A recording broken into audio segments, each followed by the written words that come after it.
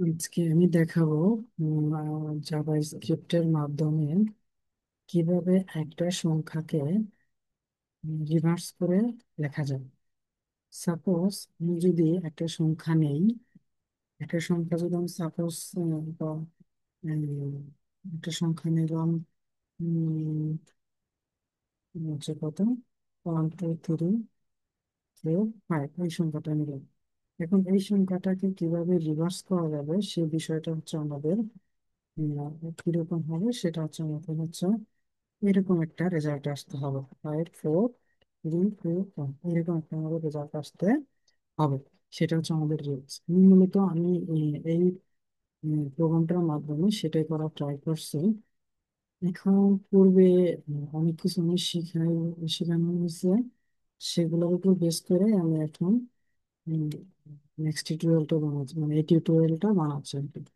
এখন আমি প্রাথমিক অবস্থায় এই জায়গায় ভেরিয়েবল ডিক্লেয়ার করছি। এই জায়গায় হচ্ছে কি আমি একটা ভেরিয়েবল ডিক্লেয়ার করছি, এটা ভেরিয়েবল ডিক্লেয়ার করছি। সেই ভেরিয়েবলের ভিতরে সাউন্ড নামে একটা ভেরিয়েবল ডিক্লেয়ার করছি, সেই ভেরিয়েবলে 0 রাখছি। তারপর হচ্ছে এই ইনপুট নামে একটা ভেরিয়েবল নিয়েছি, সেই ভেরিয়েবলের ভিতরে আমি কিবোর্ড থেকে হচ্ছে কি নেবো, একটা ডাটা নেব।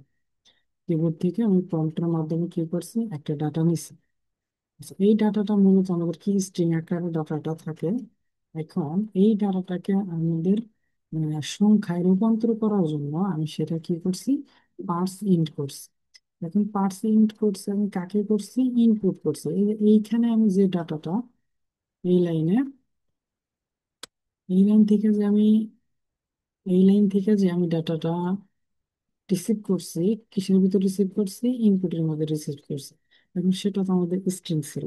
এখন সেই স্ট্রিং ডাটাটাকে আমি কি করছি, ইন্টিজার টাইপের ডাটায় কনভার্ট করছি। কিসের মাধ্যমে, পার্সেন্টের মাধ্যমে। পার্সেন্টের মাধ্যমে সেটা কনভার্ট করছি। তাহলে এখন এর ভিতরে কি আসছে, আমাদের একটা ইন্টিজার টাইপের ডাটা আসছে। এখন তারপর কি কাজ করতে হচ্ছে, সেই ইনপুটের ডাটা এখানে এনের ভিতরে আসছে। এনের ভিতরে একটা আমাদের ইন্টিজার ডাটা আসছে, সেই ডাটাটাকে আমি কি করছি, টেম্পের ভিতরে রাখছি ডুপ্লিকেট হিসাবে। আমি এটা নিয়ে মূলত কাজ করব।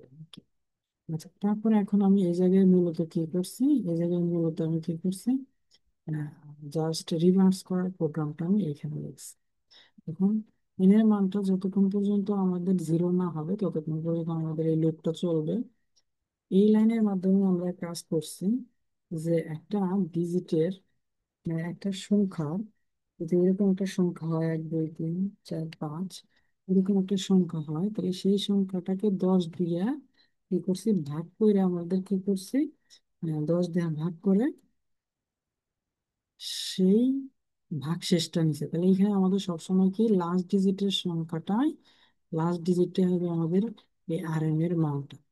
তো সেটা নিয়ে তারপর হচ্ছে কি, জাস্ট এই জায়গায় আমি কি সেই আহ, এই আর এম এর মানটা যোগ করছি কার সাথে, সাম ইন্টু 10 এর সাথে যোগ করছি।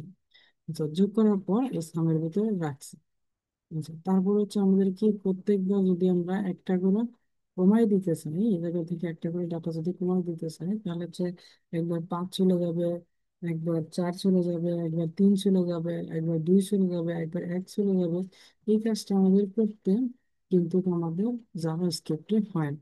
জাভা স্ক্রিপ্টের বিষয়টা কিরকম হয়, নামের নামের ভ্যালুটা যদি আমাদের 1 2 3 হয়, এখন সেটা যদি আমরা 10 দিয়ে ভাগ করি, তাহলে আমাদের এইখানে রেজাল্টটা দাঁড়ায় সবসময় কত, 1, 12 পয়েন্ট কত আসবে, 3, এরকম রেজাল্ট আসবে।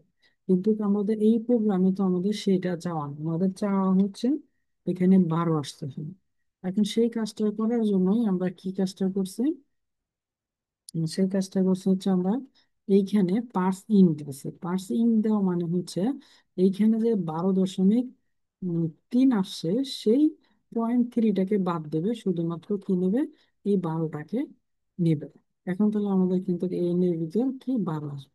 মূলত আগের প্রোগ্রামগুলো যদি বুঝে থাকেন, আমি মূলত এক্সট্রা আসছে এইটুকু কাজটা, সেই কাজটাই আমি এখানে করে দিয়েছি। থ্যাংক ইউ, ধন্যবাদ।